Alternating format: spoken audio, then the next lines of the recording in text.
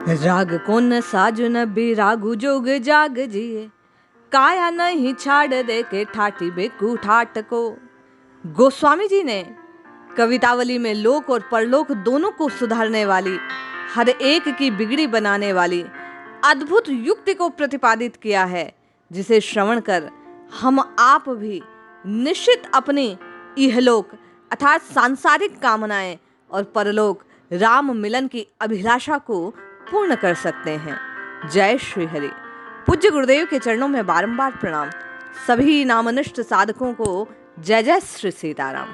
बाबा कहते हैं, राग को न साजु न बिरागु जोग जाग जिए, काया नहीं छाड़ देते ठाठी बिकू खाट को। बाबा कहते हैं, मेरे पास ना तो सांसारिक सुख भोग सामग्री है, ना मेरे जिये में वैराग्य योग यज्ञ आदि हैं, और मेरा शरीर भी, इसके मनोराज्य में भी नाना प्रकार की वासनाएं नृत्य करती रहती हैं। मेरा शरीर बारंबार तृष्णा कामना इन्हीं के चक्र में फंसा रहता है। मनो राजू कहत एकाजू भयो आजू लागे चाहूं चहे, पहले हेटे टून टाट को। बाबा कहते हैं, किंतु इतना सब होने पर भी कामनाएं बड़े से बड़ी वस्तु को प्राप्त करने की थी, कामनाएं अच्छे से अच्छा वस्त्र धारण करने की थी, लेकिन प्रारब्ध के कारण मुझे आज तक टाट का एक टुकड़ा भी प्राप्त नहीं हुआ। किंतु फिर भी गोस्वामी जी कहते हैं कि घबराने की आवश्यकता नहीं, आज तक ना मिला, ये बात प्रारब्ध के वशीभूत थी, प्रारब्ध के कारण थी। किंतु जो कोई इस उपाय को अपनाना, वही व्यक्ति अपने प्रारब्ध को काटकर मिटाकर नष्ट कर उससे बचकर नवीन भाग्य को प्राप्त कर सकता है। बाबा कहते हैं, भयो कर तारु बड़े कूर को कृपालु पायो, नाम प्रेम उपारस हूँ लालची है बराट को। किंतु फिर भी हे प्रभु, हे नाथ, हे रघुनाथ जी, आपकी कृपा से इस कुटिल ने भी, तुच्छ भोगों के लालची ने भगवान नाम रूपी पारस को प्राप्त किया। बाबा कहते हैं कि पारस सब कुछ स्वर्णमय बना देता है, उसी प्रकार ये राम नाम रूपी पारस जीवन को स्वर्णिम आभा से युक्त कर देता है।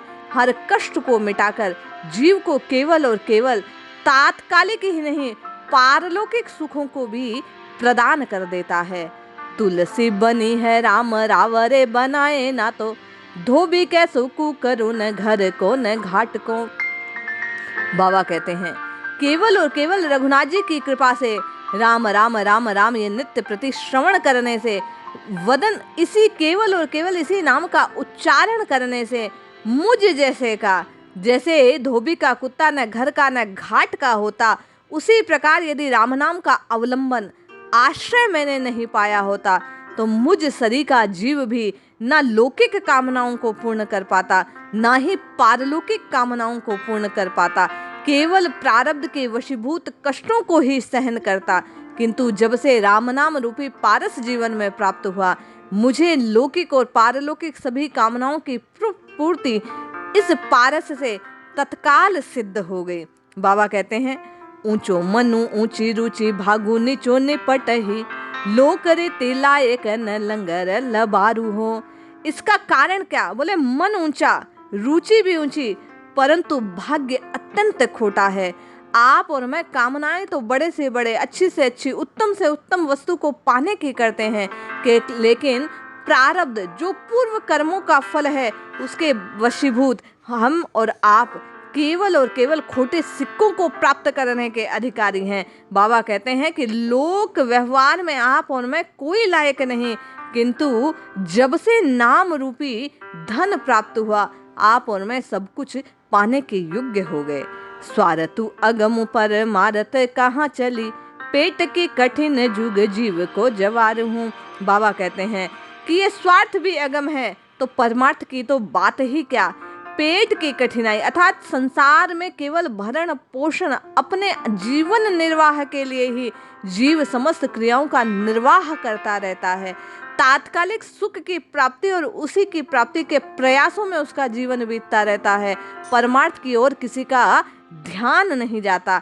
वे कहते हैं कि जो कोई भी आज और कल को छोड़कर अपने जीवन के अंतिम क्षण की ओर दृष्टि कर राम नाम का आश्रय लेता है, निश्चय ही वह तुलसी की बाजी राखी राम ही के नाम न तो भेंट पितरन को मूढ़ न बासु हैं।